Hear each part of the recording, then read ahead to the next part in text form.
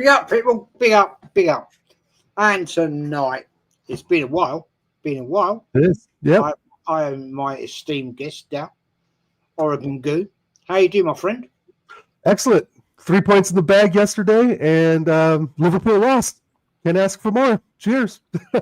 Yeah, well, yeah, we get into that. Yeah, I mean, absolutely. But yeah, doing well, man. Doing well. Thanks again for the invite. It's been a few weeks that we've done a show together, but yeah, thanks again, and big up everyone in the chat. See a lot of regular names, of course, and 10K, Jez. 10K, bro. Good deal. Yeah, I don't know how long that's going to last because the subs are dropping like a horse draws, to be honest. Went down. I've gone down 15 subs in a week. I don't understand why. No, I can't do anything about it, so I'm not going to worry about it. So it is what it is. I don't know. It's YouTube doing the YouTube shit, or it's people generally unsubscribing. But hey, man, nothing I can do about it. So there we go. Got to get on with it. Just get on with it. I mean, yeah. Let's get into the game yesterday. I thought, Dal, it was a decent lineup. I was quite positive about that. I really couldn't pull much out of that. I thought, yeah, this is good. This is all right. And bit of a slow, jerky start. Looked a little bit not quite there, but I thought, yeah, we're going to get this delivered. I mean, I did call a 2-0. I did call it. Right. I said that, but I expected a little bit more, mate. And didn't quite deliver it. This is my worry. I mean, you mentioned that Chelsea beat Liverpool, done us a favour. But let's be fair, Liverpool are not firing very well. Yet when we went to Anfield, we couldn't deliver. So that's a concern for me. And give me your breakdown of yesterday, mate. I mean, happy with the team? Yeah, it was okay. I just don't rate Odegaard. The physicality of this league is too much for him. He needs to be in the German league or Italian league or something. And again, he's injured again and fallen over. And he had the great display, when he came on in the last match. But I just don't feel he's the one, right? It's either good but never great. You know what I mean? He's always somewhere in between that, I think. And then of course there's always the bad side that we've seen the last 2 or 3 seasons as well. But Zubameni comes on and he's the one that made the 2 goals happen. Right? He's the one that put the passes through. He's the one that got Saka with, for the penalties, one that played the ball. And that's what I was talking about, Jez, when we spoke, I think, a couple times before the beginning of the season, is that do we really need Odegaard with the flicks and tricks and the hair flicks when Zubameni can just play that through ball? And I don't rated him all that much as well, but I mean, he really got on there when he brought on, and he was the catalyst for getting the goals. Yeah. Even though I still think Timber was the man of the match, and maybe even Declan Rice for that matter. But it was a bit boring. I was up at 6:45 in the morning to start a 7 a.m. kickoff, so I was probably dozing off towards the end of the first half there a bit. But again, it's 3 points, and at the end of the day, as much as we get on this manager and we get on Odegaard and some of the players, Eze has really kind of been that missing piece for me a bit. And even though the players like Gyökeres didn't have the best game, I still think his hold-up play has been helpful to us. And it's helpful for us to squeak out some of these dirty wins. The defense has been great. No real complaints in the defense. I mean, Calafiori is still like a wild horse who can't control himself out in the open pasture, right? Given the ball, he just wants to just go. And there's a part of me that loves that. But the other side's like, slow yourself down. Let's create something and not just, rush to just have something happen by accident, right? But other than that, man, 3 points, top of the league. Chelsea did us a favor, and let's see if we can sustain it, as we had the 93%, on top of the league 4 seasons ago, and we still didn't get nothing out of that. So I'm not going to ride on, I'm not on some cloud that, we're top of the league. It's not even Christmas yet. But other than that, 2-0, 3 points in the bag. Big up the lads. Yeah, we take it. I mean, let's be honest. I think it's only fair to say that I'm quite happy to win dirty and win cheap. I don't, Right. you know, we've been there, seen it, and done it before. But I've 2 points here. 2 points I want to ask. Right? No, I'll do the first one. Right? Odegaard. Right? Clash of knees. Look, pretty painful. Yeah. Yeah, I mean that hurts, doesn't it? That does hurt. Now it looks like he's out again, but DAL, he went down, and you could see he was saying it's. You could see he's going. You know, Right. he got up, went down again. Then the physios come on, and he's like, "Oh, this is not." You could see he didn't look right. His knee had stiffened up, right, and he didn't get pulled off. Now, to me, right, knowing he's had recent injury, right, if I was the manager, I'd have said, right, come on, get off. Don't risk it for another 10 minutes. Now, this went on for 10 minutes. He then goes down again, DAL, right, and then he gets hooked off. Why, DAL? Why does it take 10 minutes for the manager to make that decision? Because he's had problems. He's been injured pretty much the start of the season with various little things, right? Yet this manager didn't have the balls to actually say, right, now fuck off. Come on, mate. Come on. First time you went down, he should have hooked him off. Absolutely. Give me your view. Again, it goes back to just, you know, the frailty of Odegaard, the mismanagement of Arteta, you know, and he's done this before, right? He's kept Rice on, I think, with a broken toe. Saka, we know he's overplayed him over and over to where he was burnt out and injured. Timber, we know, has played injured, and whoever else. I mean, Ben White, I think, as well. Saliba's played him injured. So this is nothing new for the manager, right? And, you know, I think it's 80% Arteta and 20% the player. Like if you get a knock like that, but you feel you're okay to go on a bit, all the more power to you. But at the same time, once you feel like, oh shit, sorry about that. Once you feel like, you know, oh, I'm not prepared to go on, but I'm still going to go on because the manager's forcing me on, then there's a real mismanagement problem, right? And this, you know, and this is what we have Zubimendi for. This is what we have Marino for. This is what we have this depth, right? And, you know, I don't really have a big answer for that, Jez. I don't know what this manager thinks. It's like, now that I'm seeing in the chat that Ace is saying we need MCL surgery, that just compounds the problem even more, right? He needs to really just listen to his gut instinct. I think Arteta maybe thinks like, oh, I should pull him off. Oh, but maybe I shouldn't because it's really going to affect the outcome of the game so much, right? Like, does Odegaard have that much of an effect on some of these games? I don't think so. You know, again, it's going back to him being like good but never really great. And I don't think he's that influential, to be honest, Jez. So, yes, when they're injured, pull him off. It's not worth him getting surgery. It's not worth, you know, him being out maybe for 6 months. But at the same time, Jez, if he's out, he's out, right? We don't really rate him that much. I don't see what he really brings to the table. I mean, to me, Zubimendi could have started that position just as easily. You know, and Odegaard, maybe he's going in, you know, maybe he's got something changed in his brain where he's going into tackles more, he's being more aggressive, but at what cost, you know? But to be honest, Jez, at the end of the day, is he really that much of a miss? I don't think so. I mean, we can bring Ranieri in, Zubimendi, Marino, we can change it up, put Rice, you know, on a different side. We have these options now. You know, I feel bad for the guy. I don't really like personally dislike him or want him hurt or anything, but it's like he's not that influential. You know, he's just really not. Even though he's our captain, we all know, I think everyone in the chat can kind of agree, he's really not the game changer. Yeah, he'll have his moments, but would he really make a difference if he would have stayed out there? Even if he wasn't injured? I'm not so sure. I think the thing is, what concerns me, DAL, right, is that this is another player that's been injured before, had surgery, come back, and now potentially might have to have surgery again. You can't keep doing this to these players.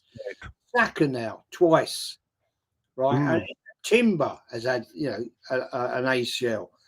How long are we going to actually maintain this problem? I mean, what I find annoying, this deflects away from the fact we're top of the league, right? We're doing well. We're not playing, I'd say, exceptional football, but we're doing all right. We're top of the Liverpool lost. Okay. So that's always good news for us. But behind the scenes, looking back, another player's gone down. Right. Right. So now Odegaard's out of the Norway World Cup squad, whatever you think of that, and we talk about that. Get onto that. We'll get onto that. But at the end of the day, we can't keep having this trouble. Because who's next, Dal? Who's going to be next? That's my concern. Who's the next player going to go down? Will it be Gyökeres? We can't afford that. I mean, to me, Dal, it doesn't make sense to me. No, and you've hit it spot on. It's a pattern with this manager, right? And that's something that needs to be looked at. And like FR Leaks is saying, we've heard rumors that the training's hard. They're really running the players at training, and I respect that, but at what cost?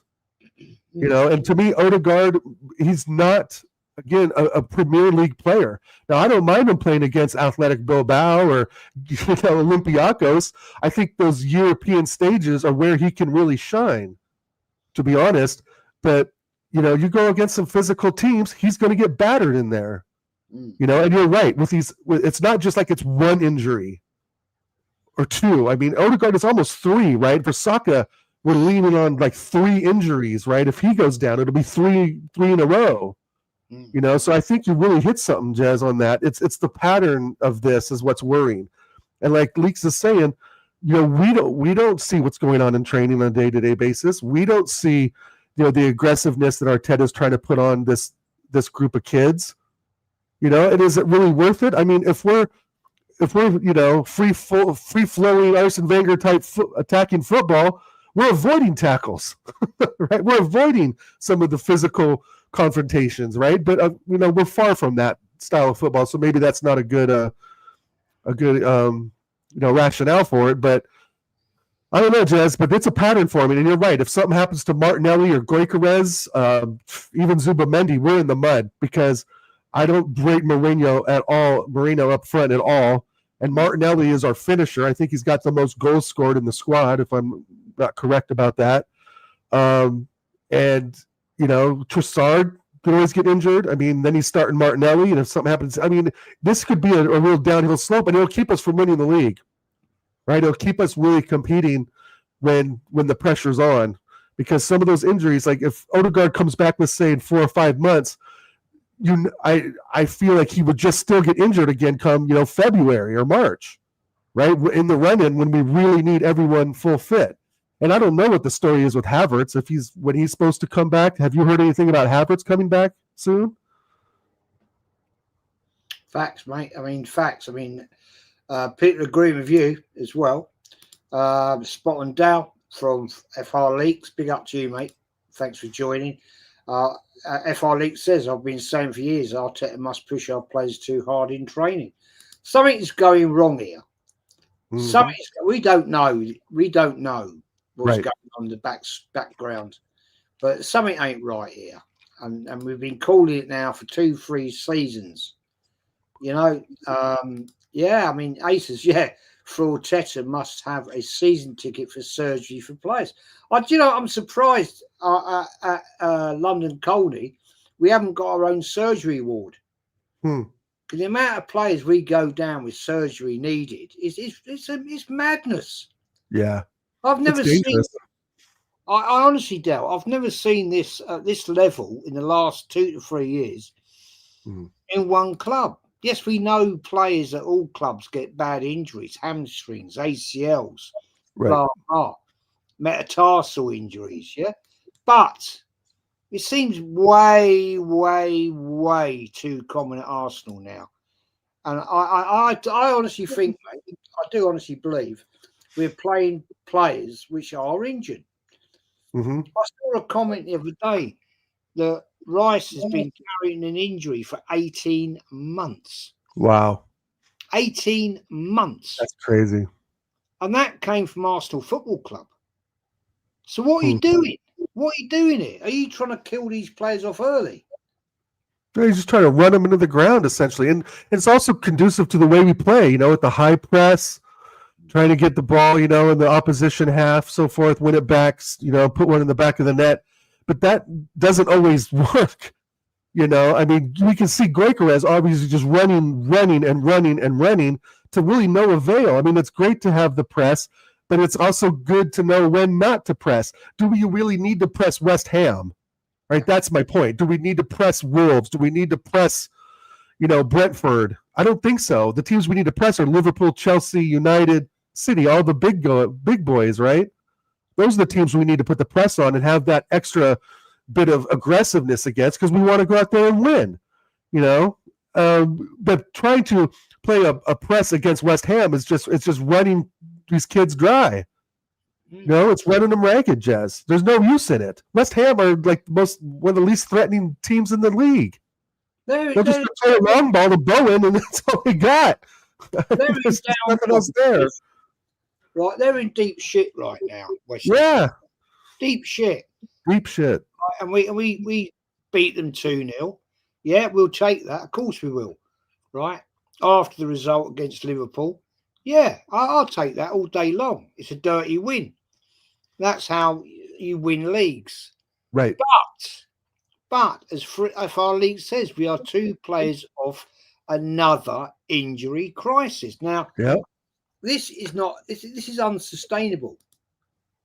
It's just like Mem's Creamers. Yeah, Jez, did you see this? Arsenal have confirmed that Martin Odegaard has withdrawn from Norway's squad for their games against Israel and New Zealand. Yeah, our captain. Sustaining a medial collateral ligament injury.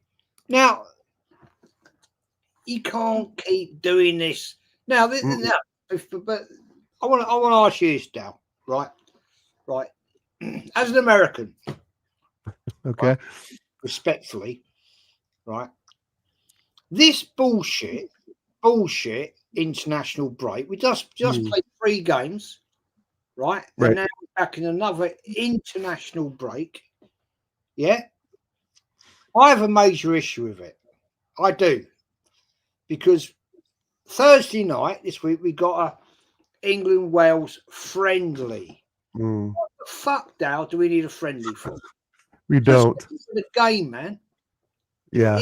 This is absolute bollocks. This is all about the FA and FIFA getting more money. Yep. Now, I've got sympathy here for Arteta on this, because he's got the team sort of playing how he wants them to play, right? And all of a sudden, he gets them back from the last international break. Yeah, plays games, plays in Europe, and now we're on another international break. Now, if I was the manager, yeah, I'd be absolutely spitting feathers, saying, what the hell are we doing here now? Why have we got to have this again? Now, I said last night, I had a meltdown on it, right? Yeah, because it's quite simple to me, right? In international rugby union, you have tiers 1, 2, 3, 4. We saw in the last international break Arsenal playing fucking Andorra or San Marino. Right. What the hell is that? They're never going to get to a World Cup, right? In a million years, right? Where I live, right, the town I live in has more population than fucking Andorra. Right. So what's the point? What is I think my neighborhood does. Yeah, there's no point, Jez. My point to that would be, why don't we reevaluate how we set up for the national team? Why don't we look at maybe the under 21s be in the national team? Why don't we look at some of the players in the championship league being part of it? I don't know why it has to be the so-called superstars. Declan Rice does not need to play against fucking Wales. Like, right? And Jack Grealish gets left out? You know, I mean, I think he has some of the most assists in the Premier League, and he just scored today. You know, I really think they should make it for the under 21s, to be honest, Jez. There's no reason for a 28-year-old or 27-year-old top player to be out there to win what? I know if it's a World Cup qualifier, that's a little different. But I don't know why the FA can't take this approach with Tuchel and say, okay, let's look at some of the up-and-coming younger talent we have that can play against Wales, that can play against Andorra, Faroe Islands, Belarus, right? It just makes no sense. And it does compound the injury crisis for not just us, but for the other teams in the Premier League. Yeah. There's nothing for these so-called top-notch players in the Premier League to participate in this and put themselves and their careers, Jez, not just those short-term injuries, but their long-term careers at their clubs in any sort of jeopardy to fucking go out and beat Wales 3-0 or 3-1 or maybe draw them. Right? If we go out there, right? If Rice goes out there, gets injured, it's a 0-0 draw against Wales, we're the ones that lose. As Arsenal fans, we're the ones that lose because now Deckers could be out hypothetically for 2 or 3 months, and if he's out, I'm sorry, there goes the league. We ain't winning shit without Declan Rice.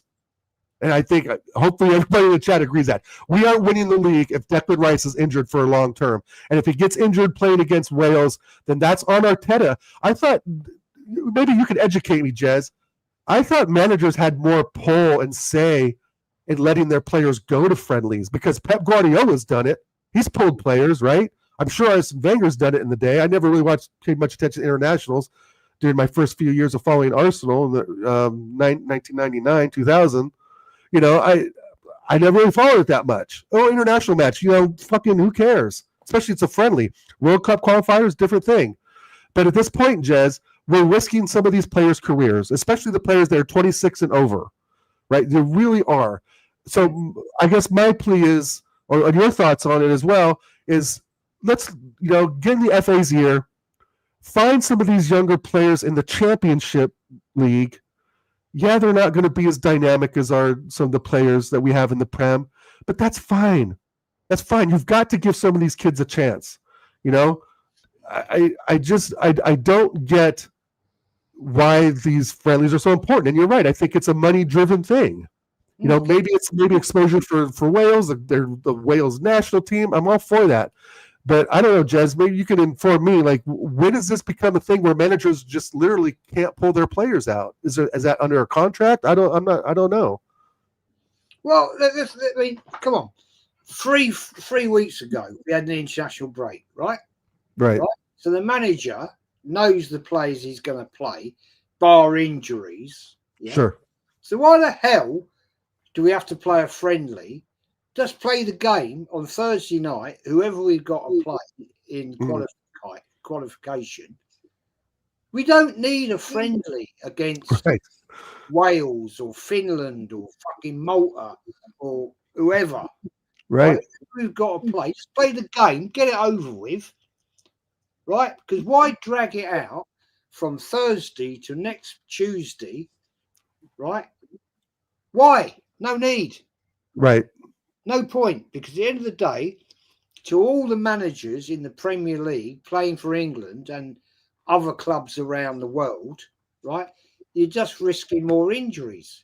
Yeah. And it's pure bullshit. This is all down to FIFA, right, wanting to get the maximum return and other smaller football leagues around the world wanting to get the maximum revenue. Right. I don't give a shit. This never happened.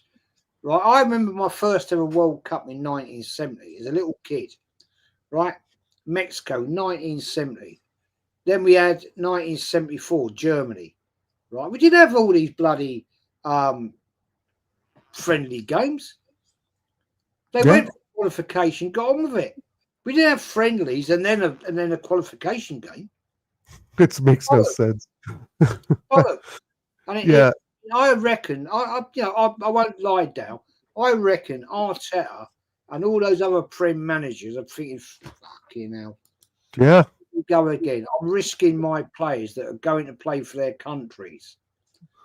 Well, that's what I'm saying, Jez. Don't the club managers have some say? Because Glasner's not going to want Mark Guehi to go there. I think he was selected. No.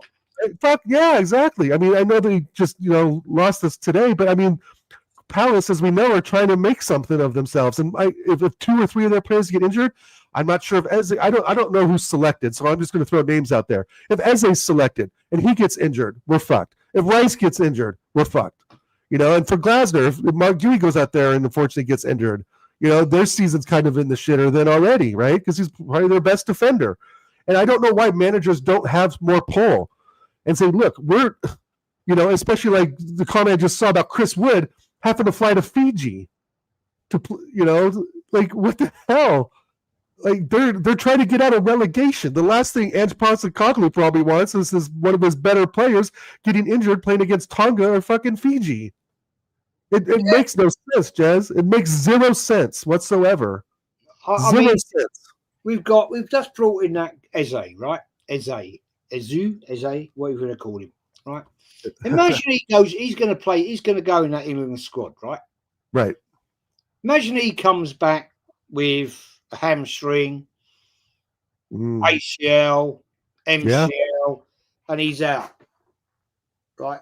I'd have to feel very, very, very sorry for Arteta, right? Because he's going to think, fuck me, I just bought this player, and he's doing all right. He's not brilliant at the moment. He hasn't quite settled in. Right. Agreed. I'll come back to you on this one. Sure. All right. But Mems says don't underestimate Pep and his City team because they're on form and they have the strikers who's on form. When Arsenal have a striker who's struggling to find the net, I'll be concerned really soon. Now we're England are playing Latvia. Yippee fucking do. Right. Who gives a shit? Right. Who gives a shit? I mean, where are they in the world rankings? I've no idea. Somebody tell me. Right. AOC says, always, Jez, when Odegaard went off injured, would you have brought on Enware instead of Zubimendi? Yeah, I would. Now, that's another question for debate. But, right. Now, talking about this international bullshit, and I call it bullshit, right? At the end of the day, we're risking plays for no reason, right? We are risking them because at the end of the day, this is bollocks. Yeah. I mean, FR Leeds, Wales had a big football boom the last 20 years. They don't need exposure. No, they don't. They don't. And what is this all about? It's just a cash grab, says FA. Yeah, it is. This is FIFA, right? And they're sharing it out amongst all the FAs around the world. And I'm fed up with it because I swear down, if we end up with a couple of our players coming out injured, we're fucked. Yeah. Yeah. And all it takes, like you said, is just once, we were playing Latvia, it takes just one slide tackle, right, to crack someone's ankle. It just takes one moment of a mistake from the opposition to crack someone. And, and again, it's almost, and for these older players, it's putting their career in jeopardy, literally, for no fucking reason, Jez. For no reason. I mean, I truly think that this squad that we have right now wants to win something. I really do. I really think that finishing second so many times now in a row, getting knocked out of these cups, going out in the semifinals of the Champions League, we're ready. There shouldn't be any issues with the manager, with the players. The only issues really that we see is what we've been talking about is injuries. I mean, I wouldn't say we're flying high at the moment, but we've got the players now that we've asked for. We asked for Gyökeres. We asked for Eze. Right? We asked for defensive stability. We got that in Mascara. Yeah, he had a howler a couple weeks ago, but that's going to happen. Every player is going to have a bad game. 137. There you go. Thank you, Acers. 137th. And England are ranked, what, 8th, 7th, 8th, somewhere in there? Top 10? 137th, bro. Declan Rice goes out there, a bad slide tackle happens, and there goes his ankle. There goes the fucking league. It's that simple. What is the chance, right, of Latvia qualifying for the World Cup? There's more chance, Dal, 0 in 1,000. of you and me putting a fucking team of 11 out than them.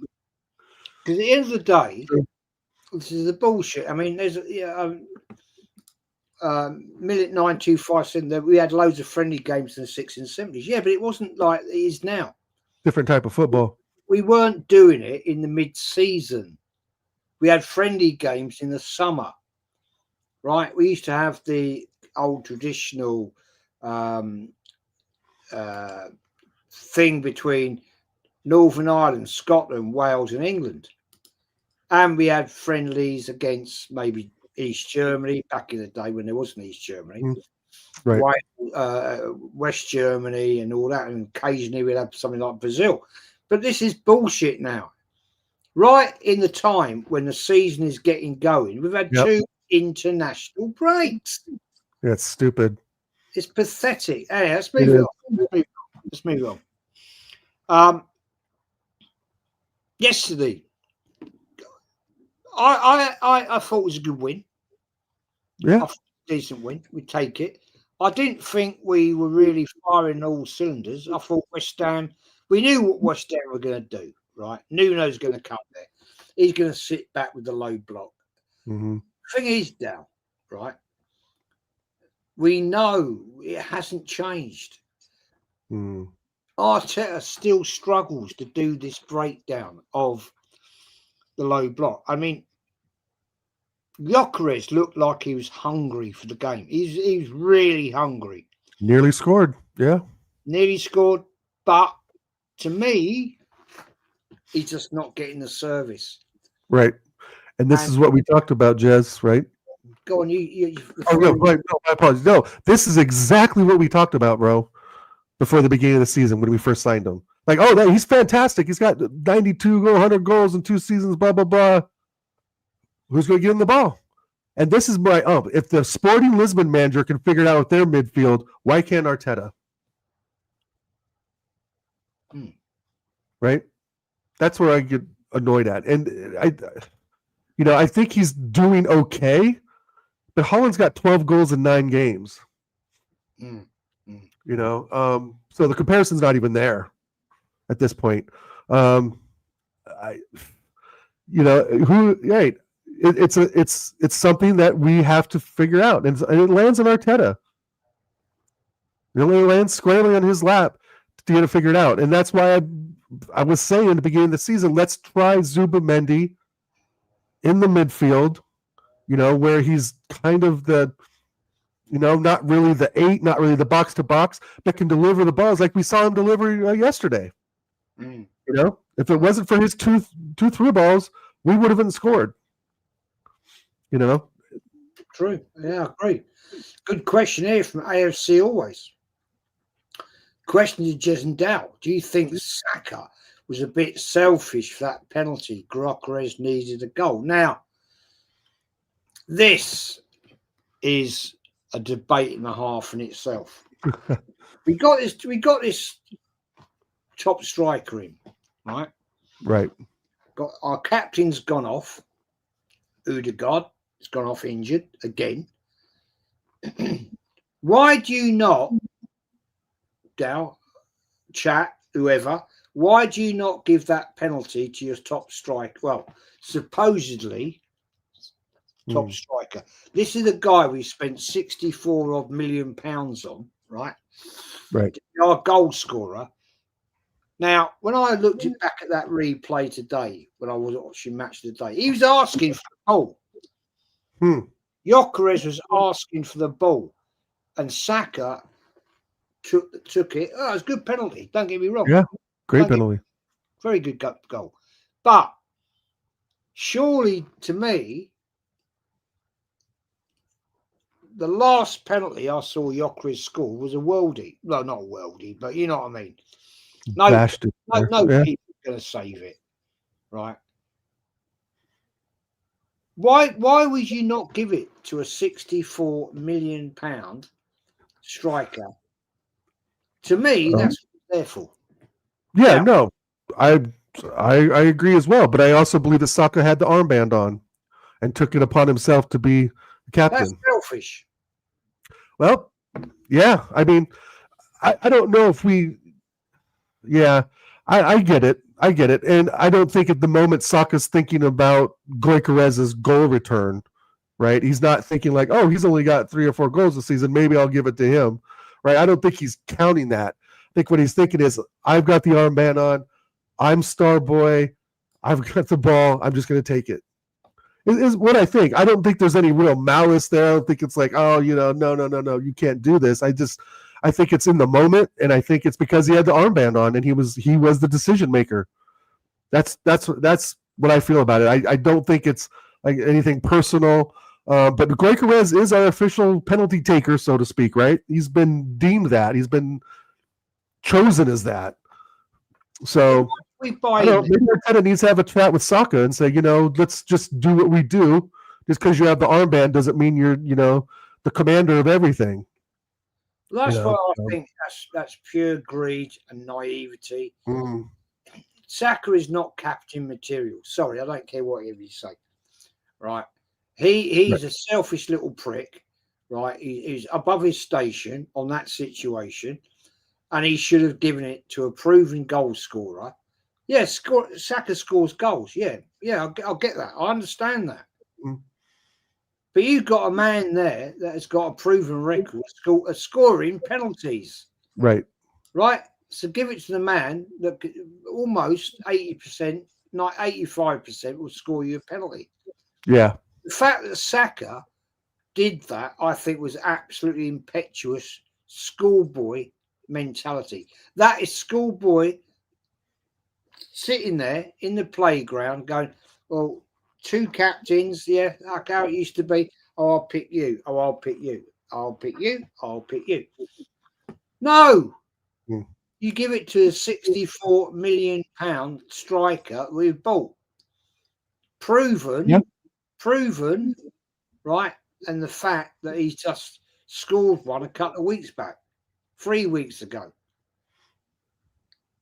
Oh, I don't get that. I mean, Mems, Top Goons will moan and complain soon when they don't see Glockers hit the target in the next upcoming games, but without the service, what is he supposed to do? Well, that's the next question I was coming to DAL with. Right now, yesterday, right, it was an average performance. That's not big it up, right? It was against a very poor West Ham. They hadn't got a Scooby Doo. No. Right. But we got it over the line, and I'll take it. I'm happy with that. It's 3 points. Move on. Yep. 2 goals. Thank you very much. Helps the goal difference. Results went in our way yesterday, but I'm not going to get sold down the river like some people make out that this is the greatest fucking Arsenal team since sliced bread. Right? It ain't. To me, there's a lot of frailties there. It was a little bit stale, and the problem is, Dal, I don't see our. Let me come back on this one. I thought actually Gyökeres was trying to overplay it, and what I mean by that, there was times in that game he was overrunning the ball. He was doing a bit of a lack of threat, the old lack of thing. He was trying too hard. And I get that because he wants to get that goal. He wants to present himself as a goal scorer. But I think sometimes, Dal, you can overtry. What's your view? Agreed. No, I agree 100%. I think that he's still finding his feet with the squad. I think he's still trying to figure out how he's going to get service. And I think he's trying to figure out how he's going to get, through some of these more physical defenses that he faced in the Portuguese league. I think you're 100% right. I think he's overthinking it. There's at times he's trying too hard. I think, he needs to be a little lighter on the ball, if that makes sense. It seems he's really stiff at times. Yeah, that's true too. I think right. He uses the physicality too much, where he can kind of just let himself go, take the foul, right, get the ball, hold it up, get in position, but take the foul. I think he's trying to be a bit too physical where he doesn't need to be at times. But again, he's still making the runs, right, and he's making the runs that we want him to do. But I agree with what you're saying. It's almost a little too much. Take a deep breath, right? Make a calculated run. Yell for the ball. When you get it, if you're not in position, hold it up and pass it laterally or backwards to the attacking midfield, right? But then we get into that same pattern, right? If Odegaard was still in there, if he would have passed it back to Odegaard, it would have gone back to Saliba, it would have gone to Saka, back to Odegaard. And that's where we get in this pattern, and to expect Gyökeres just to break that sort of, predictable pattern of how we play is foolish for us to think that he's going to come in and just break that, right? He's going to get more opportunities. Remember, we're only 7 games in. There's still a shitload of football to play. But I agree with you 100%. He's overworking himself. He was overworking himself on the press, too. Like I was saying earlier, do we really need to press West Ham that much? No. They're more predictable than we are, right? So he's running around like a truck, which I still think he could probably stand to lose probably 8 or 10 pounds, to be honest. I mean, he's a big, muscular dude, we all know, but there needs to be a little bit of slimming down. He needs to be a little more, with a little more finesse, possibly, but that will come. I think that will come in time. But with that said, he was pressing their center backs relentlessly for no reason. No reason, right? And I get it. I like the Ginjan pressing. I get it, but there's a time to do it and a time to not.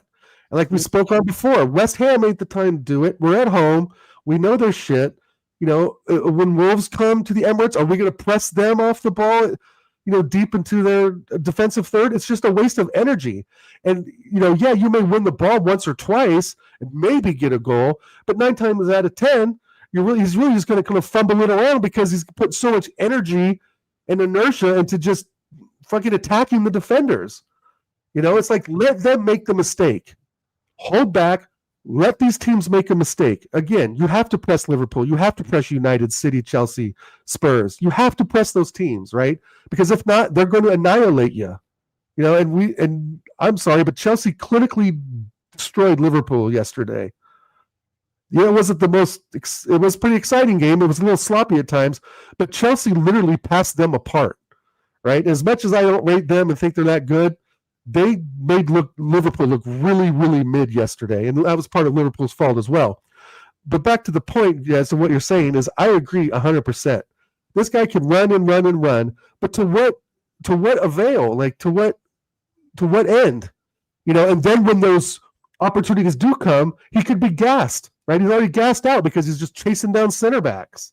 He's chasing down. He was chasing down their right back at one time and was physically fighting with the right back and the right center back, and the ball is actually going to bounce with his back towards the goal. It's like he's got to be a little more strategic in what he needs to do physically.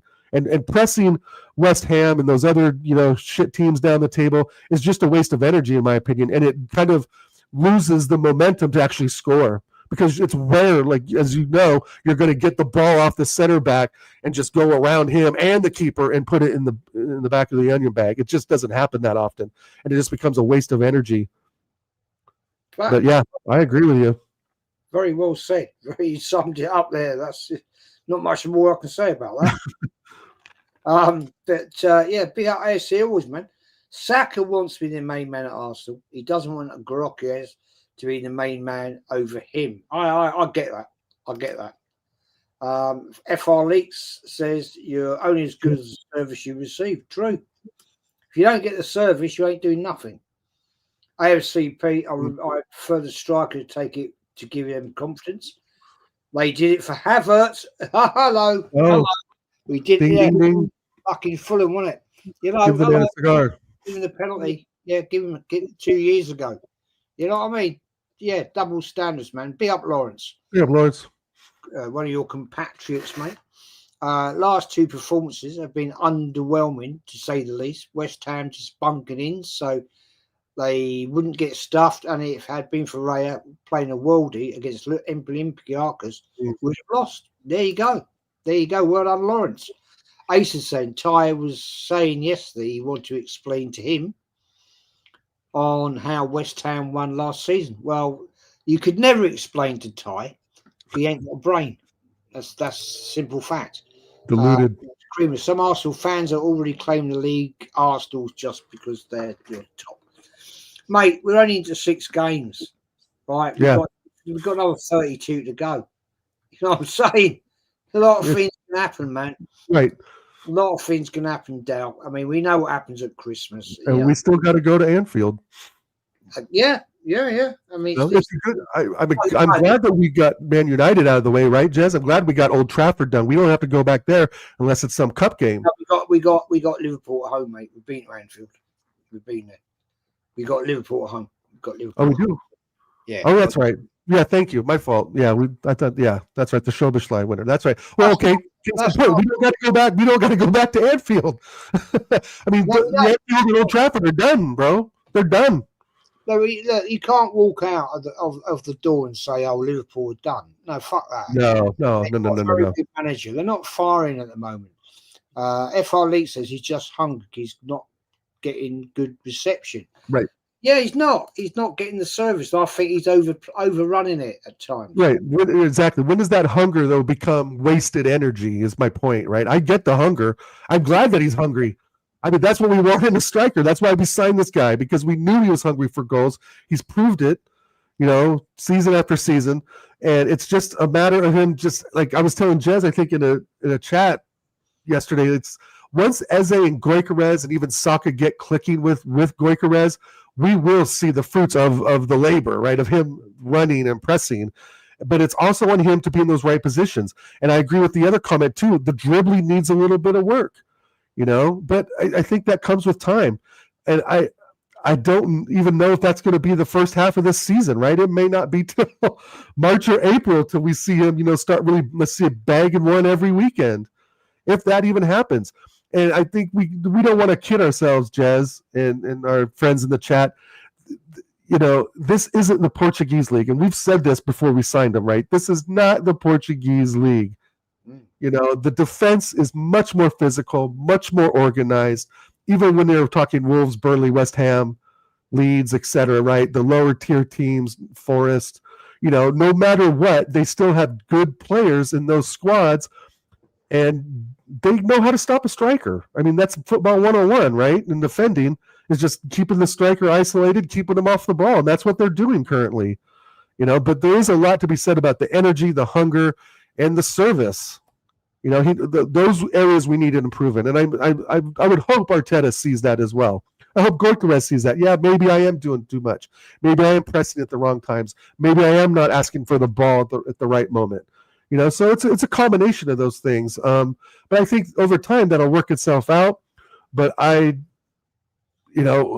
knows when, right? I just don't think it's going to click one weekend. It's going to be a process.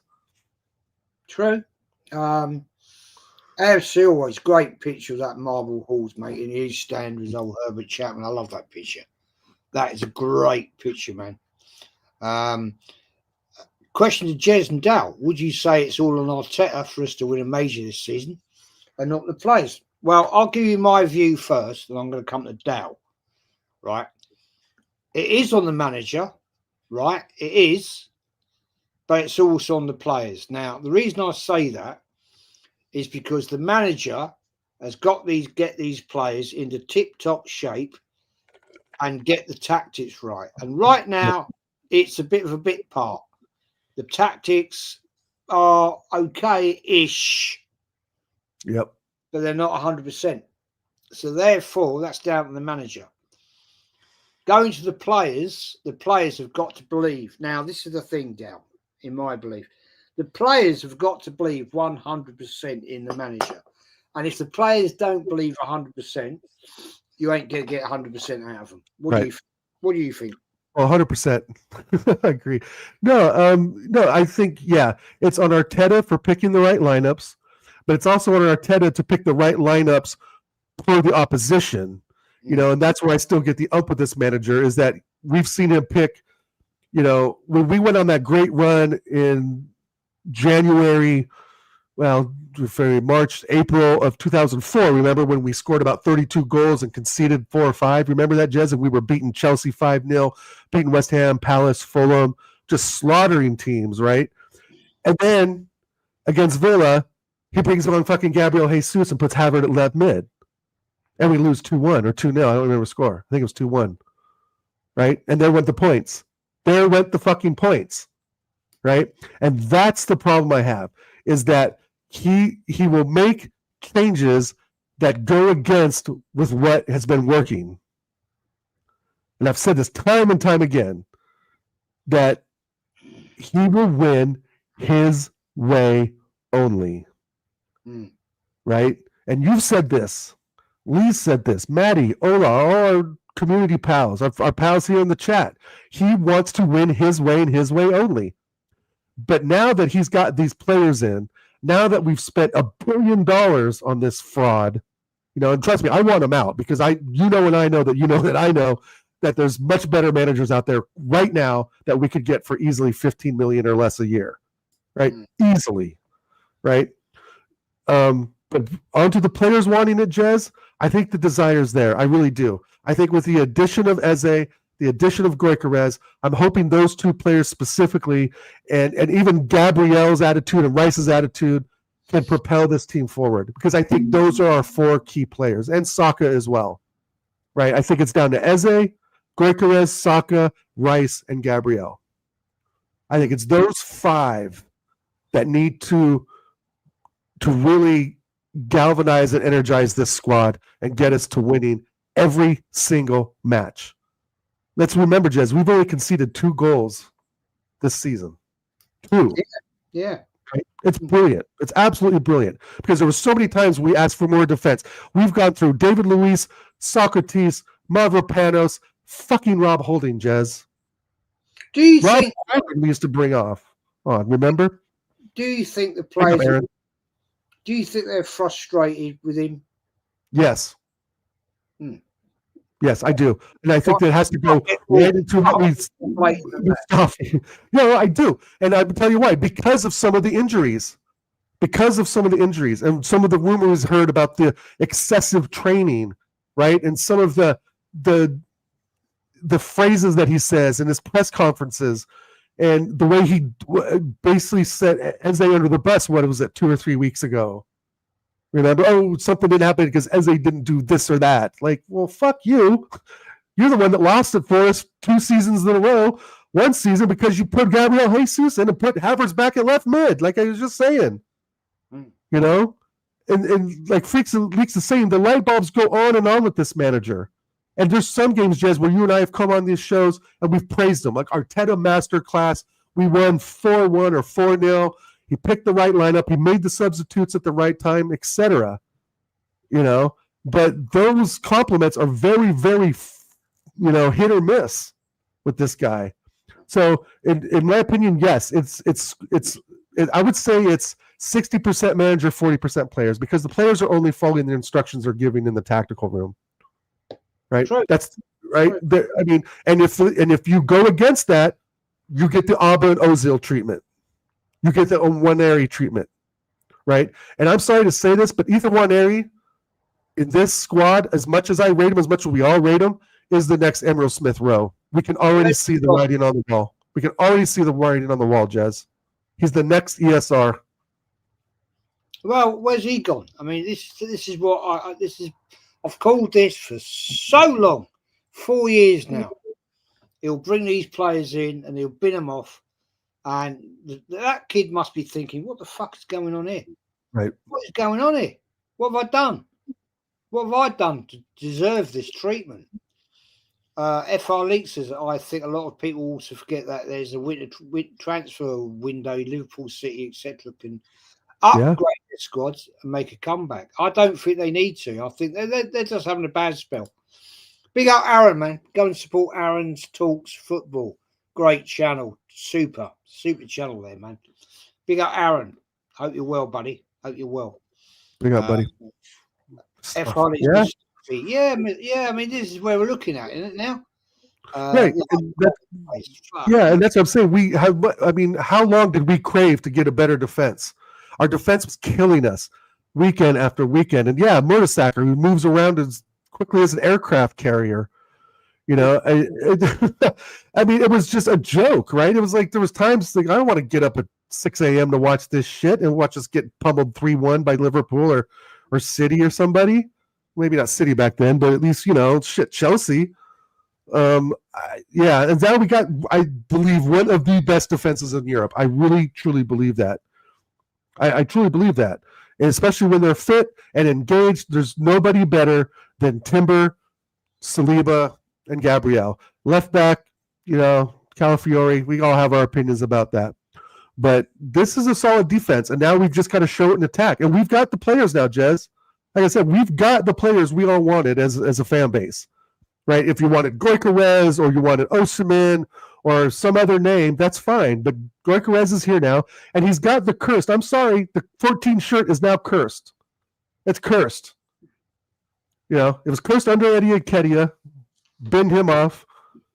Right? Are we going to treat Goikarez the same thing when this manager gets tired of him? That it's a heavy load that this Goikarez guy has. It's a heavy, heavy load. He has. I totally agree with that comment. The fact that he's been brought him in and the pressure is all on his shoulders now to deliver. And that's a big problem for me because at the end of the day, if he's not getting that service, he will fail. And I don't want to see that. Yeah, me neither. And I think this is a good comment from Mems.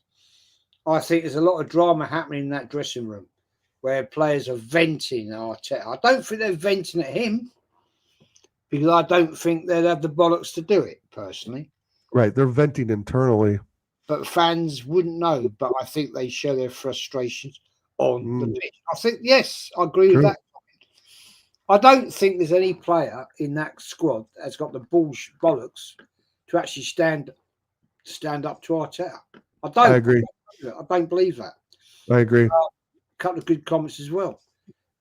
Two false gestures. If Arteta wins the league, he'll get a statue. Probably will. If there is too much PR. I don't think that would happen, mate, personally. I hear you. First time he won the league in 20 years and doesn't get a statue? I don't know, Jez. I can't see that. But I hear you. AFC always says, question, do you think our defence can equal or go one better than Chelsea's defence under Mourinho, who only scored 15 goals all season? No, that's the question, Dal. What do you think? That's a good question always. Big up, buddy. 15. Wow. If they stay healthy, I'm just going to say that. If they stay healthy, I think there's a real chance it could be even less than that, to be honest. But it's not really the defense that I think is the issue, right? It's some of the attack, it's some of the free-flowing football we're not seeing, but it's kind of the midfield too, right? There was like against the Athletic Bilbao game, they ticky-tacked that ball a lot in front of our 18-yard box, if we remember. There was Declan Rice chasing their midfielders at times. And I've said it 100 times or more, we are still not that solid in transition. That's where I'm worried where the goals will come, right? It's not that I'm fearful of somebody, pinging it around and passing it around our 18-yard box and then, scoring a nice side-footed goal or something, right? I mean, that will happen. I'm more worried about mistakes in transition, the professional fouls and someone getting a yellow card and then getting a yellow card later, or making a mistake in the box and getting penalties, because we know Gabriel at times can be a little rash. We know Calafiori can be rash because he can't even slow himself from running. And, I think Saliba's a little more finesse with that, right? He's a little more controlled. I think that if they stay healthy, we could have a very, very good defensive record. And Mascara, I think, has been a great value for $13 million. He had kind of a loppy game, a couple weeks ago, like we were saying earlier. But other than that, he's been pretty solid. And we needed that. I've been wanting another solid starting center back to come off the bench in case of the Gabriel and Saliba injuries or in case they're they're tired, that sort of thing. And I think we have that in Mascara. Of course, it's going to take a little more time for him to gel in. Besides what he's only played, I think 8 games in total, right? But I feel a little bit better that we have a defender that we can take off the bench other than Rob Holding, Per Mertesacker, right? All the names I mentioned before, Jez, was just like, oh shit, right? It'd be 1-1 and we're bringing on Rob Holding. Oh shit, we lost 2-1. Wonder why. And I think we've kind of got over that hump. True. Facts, mate. AFC always, just correct me if I'm wrong. Didn't we only concede? No, mate, it's more than that. I think it's 32. I think it's Weeks saying, yeah, 33. Yeah. Wow. Was it? Denver beats Philadelphia in NFL. Wow. They came back. Yeah. That's for you, Dal. It's 33. There you go. I thought it was 32. But yeah, fair play. See, we learn all the time. Yeah, exactly. Pick up the chat. Grockerez Mem says Grockerez has been given the shirt of a legend worn by a proper striker, probably the best ever in the Prem. Yep. And it's been given to a player who hasn't shined. He needs to shine. Now that's now. Come on, right? When we signed Henry, right? When we signed Henry, he didn't score a goal for something like 8 to 10 games, right? And it was then that Wenger had the greatness of ability to say, no, you're going to go on the left wing. And because when Henry came to Arsenal, he was a bit of a deflated player. He hadn't really achieved it. And then when Wenger actually said, right, you're going on that left wing, right, totally transformed him. Now, the thing is, Dal, right, that's when we had a proper coach. Wenger had the ability to take players and transform them. That's the difference. Right? Right. I don't believe, and many people criticize me for saying this. Arteta does not have that technical ability. He doesn't have that nous to say, I'm going to transform you as a player. I don't have that belief in him because I've never seen him do it, Dal. Right. Same. So when Wenger did that to Henry and he said, no, it's not working out here. Now, I can go back way in history, right? A certain manager called Bertie Mee, right? When we brought in a certain George Graham from Chelsea, we paid 60-odd thousand or maybe 80,000. I can't remember. He was a striker at Chelsea. He wasn't a great striker, but Bertie Mee said, no, you're too slow. So he stuck him in midfield, right? He got his nickname as Stroller because he wasn't a fast player. But he made one hell of a difference to that midfield at Arsenal. So my comparison here is, right, Wenger, numerous trophy winner, right? Bertie Mee, first European trophy, I should say. Double winner, first time ever for Arsenal Football Club. Right. Only second club in history to win the double outside of Tottenham, 61. So where are the comparisons, Dal? Because we're looking here, right? That we've got an actual creative player in Gyökeres, goal scorer. Maybe, Dal, under a better fucking manager, that manager will turn around. If we had, let's say, Guardiola or Slot or Klopp, right? We'll turn around. Maybe this ain't the all right position here. Maybe we can mix this up a little bit. Maybe we need to change your position. No, we haven't got that with this manager because he's so blindfolded into what he does that players come and go and they don't actually achieve. The floor's yours, man. Yeah, no, exactly. But, Arsene Wenger had already a pedigree of winning, right? He won some in Monaco. He won at Grumpus 8. you know, and he was called the professor for a reason, right? He changed even the nutrition at Arsenal, right? Had them eating healthier foods and not, you know, being out on the drink so much like old Paul Merson and so forth, right? So he really changed not only just the way Henri operated and the squad played, but he changed a lot of the physical side, the mental side, etc. And for any of these top Gooners to even remotely compare Arteta to Wenger, they need to take a long, hard look in the mirror and decide who they really support.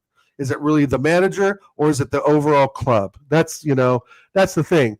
And with Henri, it was just, you know, it was just his time. But again, he didn't work well at Juve, and he's kind of an enigma, right, Jez? To me, he was the best Premier League player ever. People are saying Salah and all that bollocks, but he's still the best Premier League player. So to really transform Gyökeres, that's a big ask, right? That's a real big ask for essentially a novice manager. So I agree what you're saying, but with Arteta, he doesn't have a history of winning anything. FA Cup and a couple of plates, right? The FA Cup team wasn't even his. I think if he was, and I don't know where else Gyökeres would play. You know, I would be interested to see Gyökeres when Havertz is fit in a formation of 4-4-1-1 with Havertz right behind Gyökeres. Right? Yeah. Because we know Havertz isn't really a midfielder. He's not really a striker. He's kind of just roving around a bit. And not that I rate the donkey at all, right? But you know he's going to try and fit this guy in the squad. And I think there is goals in Havertz and Gyökeres with the right service against the right opposition. You know, it may not happen against City, may not happen against Liverpool, United, etc., right? But if you played a 4-4-1-1 with Havertz behind Gyökeres, in my honest opinion, Jez, that screams goals to me. You know, as much as I don't rate Havertz, there's times he's like, oh shit, blind me. Okay, he can actually do something other than just, you know, run around. Yeah, as a shadow striker, right? Maybe that's the role. But again, Jez, that's on Arteta to figure out. And like you were saying, I don't have the confidence in this guy. I never have. You know, we chose him over Ancelotti, for fuck's sake. Yeah. Right? I mean, it's just, you know, and I still believe he snaked his way into the job through a friendship with Josh Kroenke.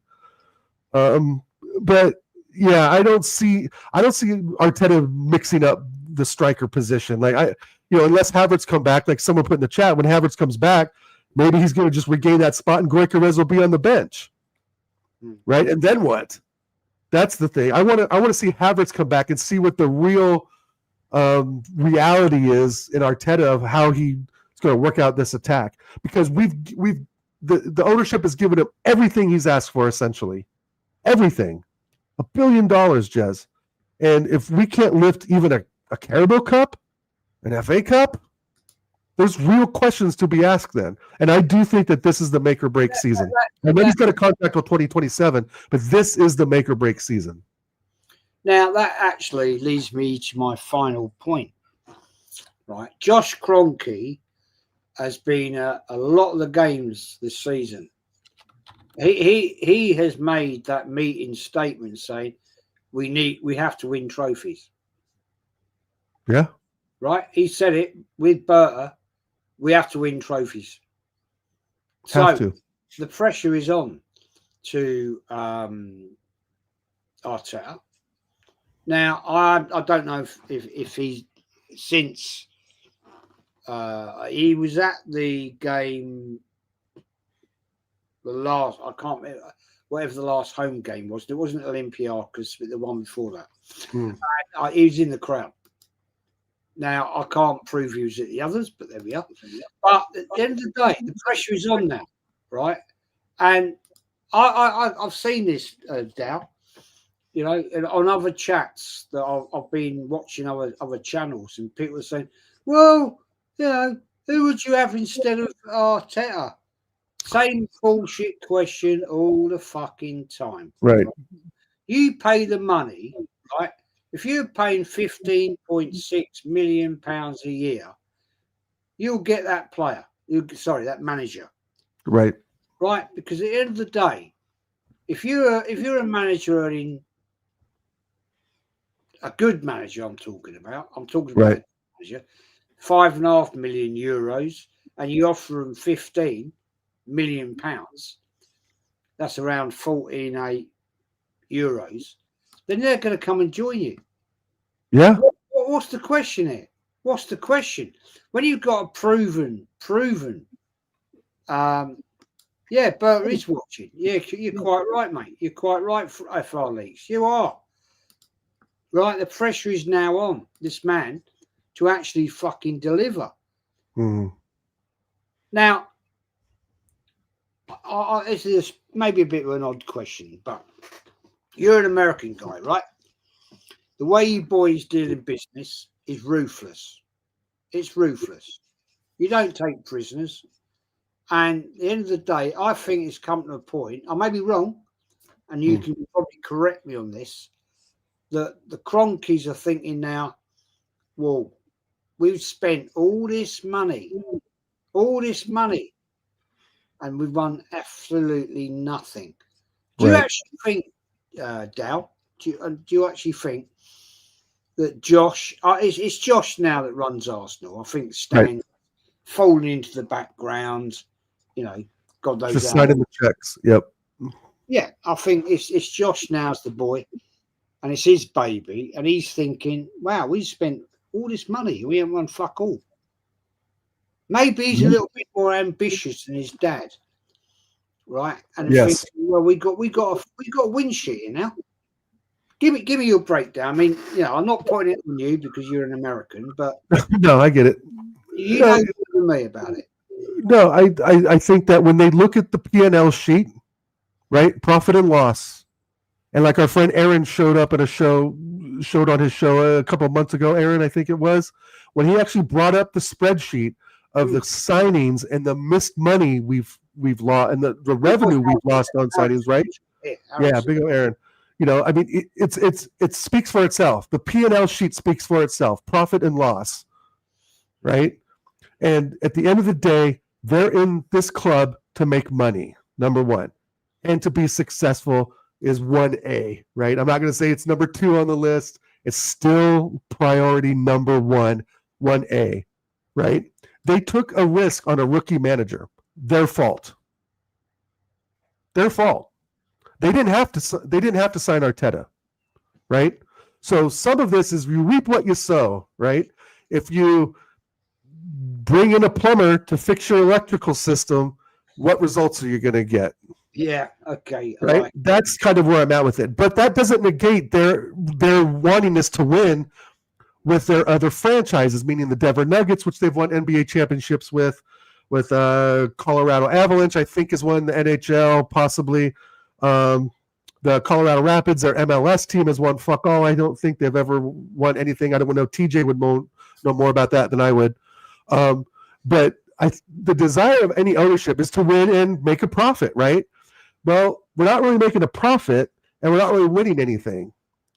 And that's where I come to the conclusion that they will sack this guy, regardless of the friendship, the smiling faces, the Dubai dinners, etc.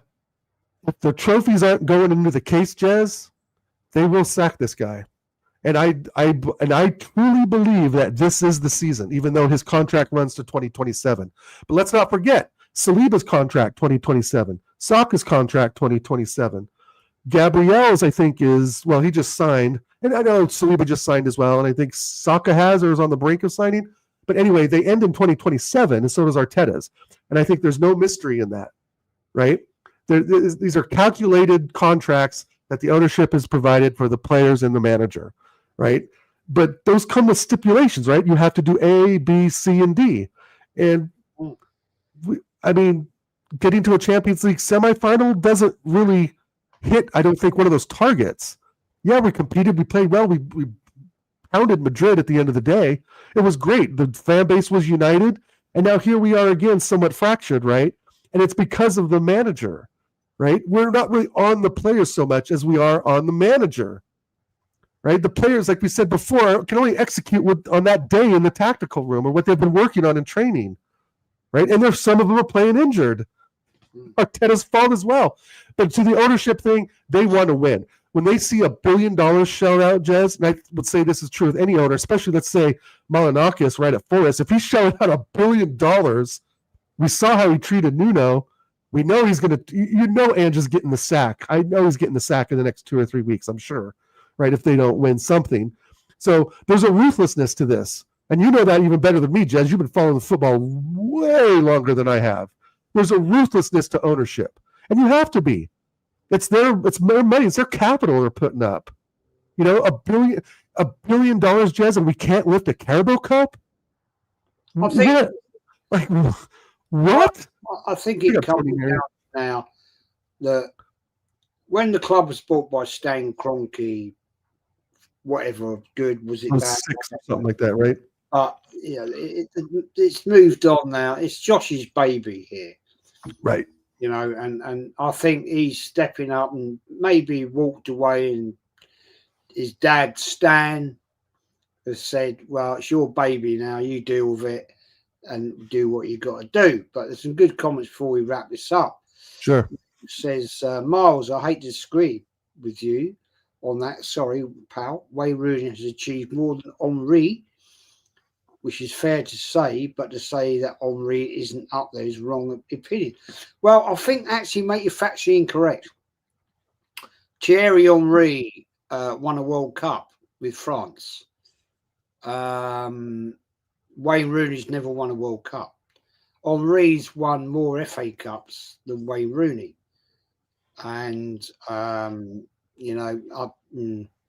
question you on that one, my friend. I question you on that one. But William says, we should be winning trophies to make history with this squad. Yeah, yep. I agree. Success is measured by trophies. I totally agree with my friend. I totally agree.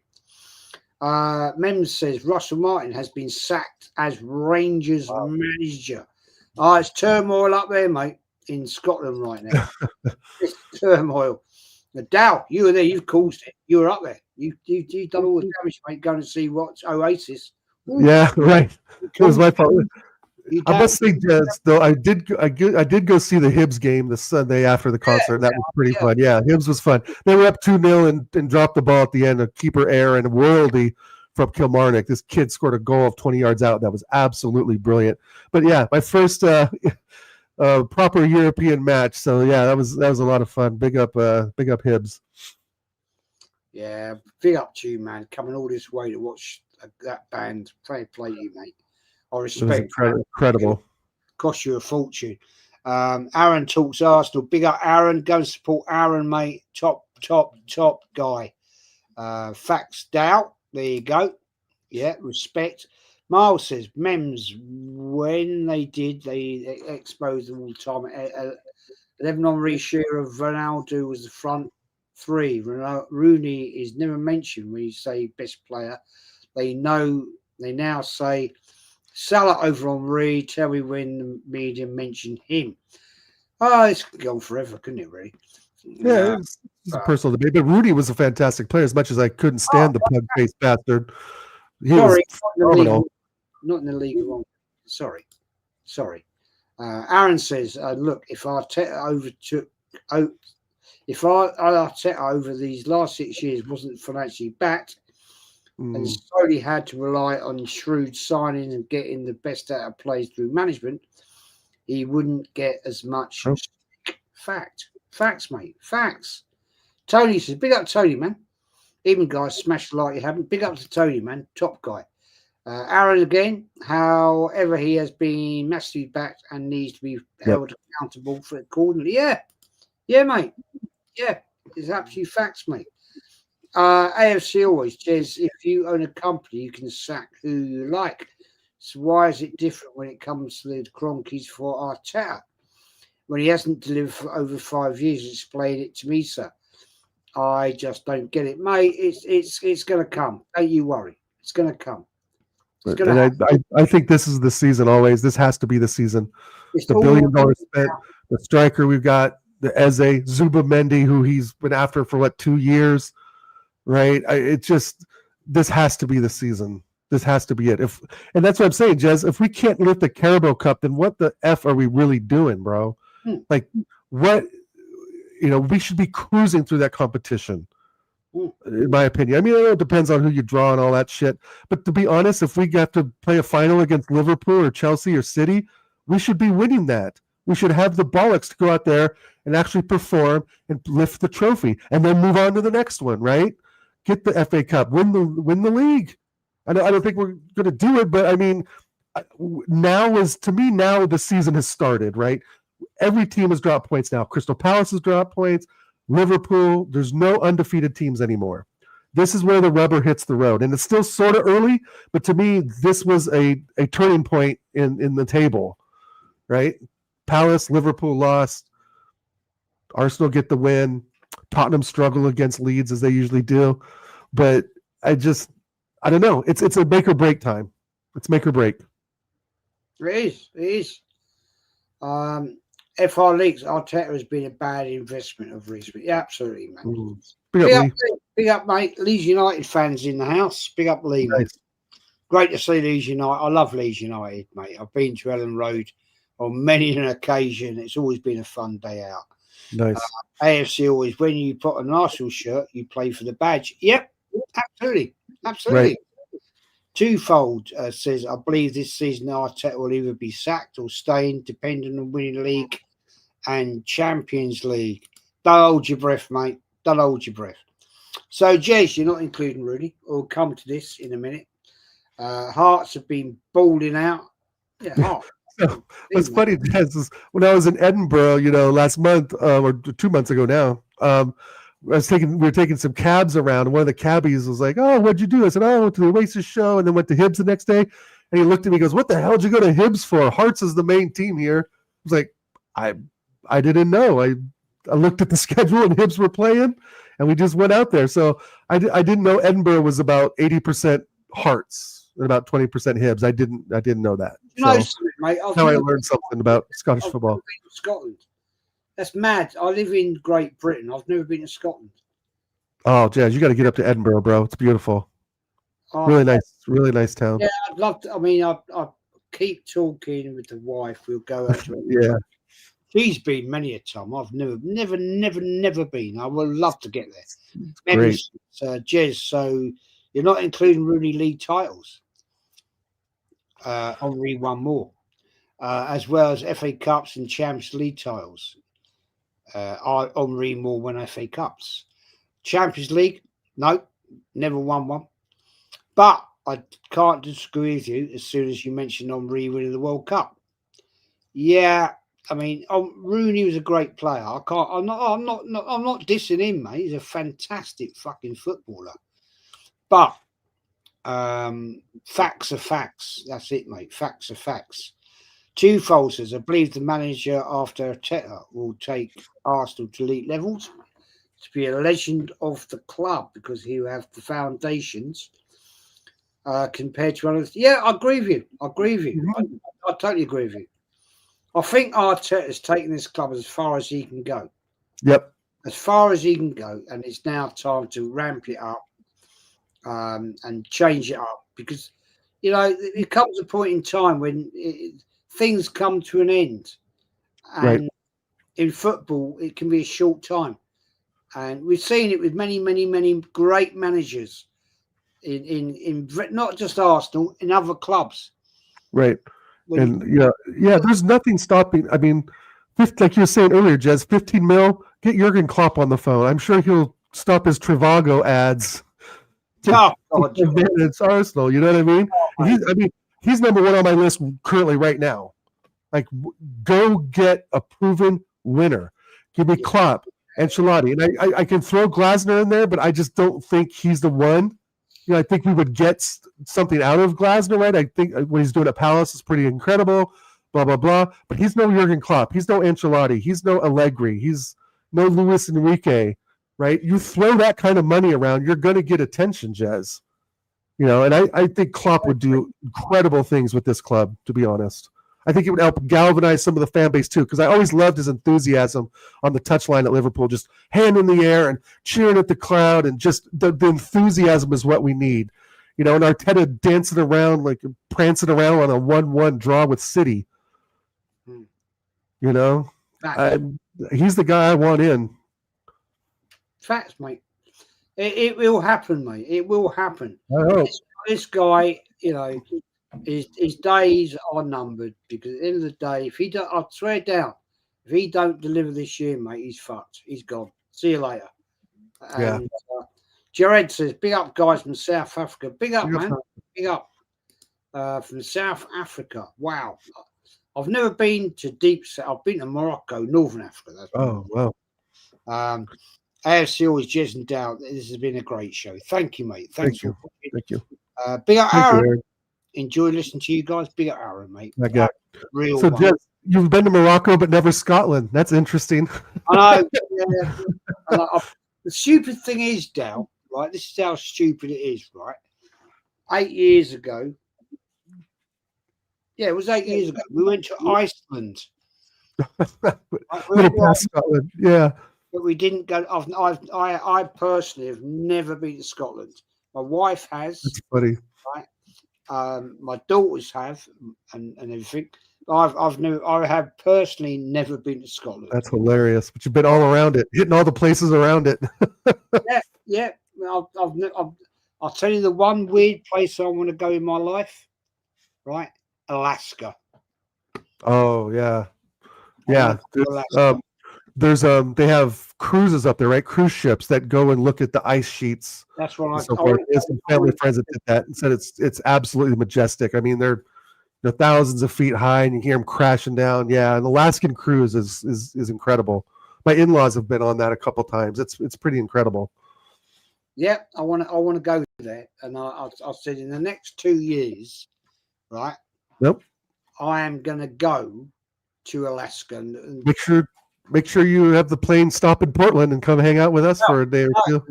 From Gatwick Airport, which is literally 12 miles up the road from me, British Airways fly from Gatwick to Portland, and then you can get an local plane. Yeah. From there to Anchorage. Yeah. You can take Alaska Airlines from Portland. Alaska Airlines is one of the best airlines in the country. Yeah, you can fly and ship them up. Barb said, I'm not interested. I said, I'll go my own then. I don't care. I'm quite nice. My door's always open, Jez. Just let me know. I said, look, I can fly to Portland, and I'll meet up with DAL. Yep. Spend a couple of days with him, and I'll fly off to Anchorage and go and I want to go and see the whales and all that sort of stuff. Yeah. Even up in Seattle, you would see that if you were to take a trip to Seattle. You can see that on the Puget Sound. I want to do all that, man. Before my days are up, right? I've got a big thing about that, and I want to go out. I want to go out on a boat, ship, whatever, trawl about for a couple of days and see all of that, because I love all that shit. And it's beautiful, bro. It's beautiful. Yeah, I'd love it. Jez, did you know it takes 20 hours to drive to Cyprus? Wow. Okay, fair enough. You've got to get a ferry, though. You can't drive across the Mediterranean. I know that for a fact. Anyway. Yeah. Did you? Did you have haggis, mate? Did you have haggis when you were there? Yeah.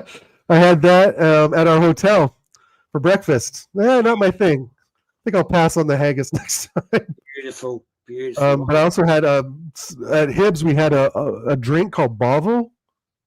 Bovril. Yeah, it's like a beef cup of noodles without the noodles in it. A little like a beef thing. So no, I've had both always. I had the haggis and the Bovril. Good times. I had to put a lot of ketchup on the haggis. It was a little salty for my taste. I just had a little bit, but other than that, I ate all the eggs and drank the beer, did all that stuff.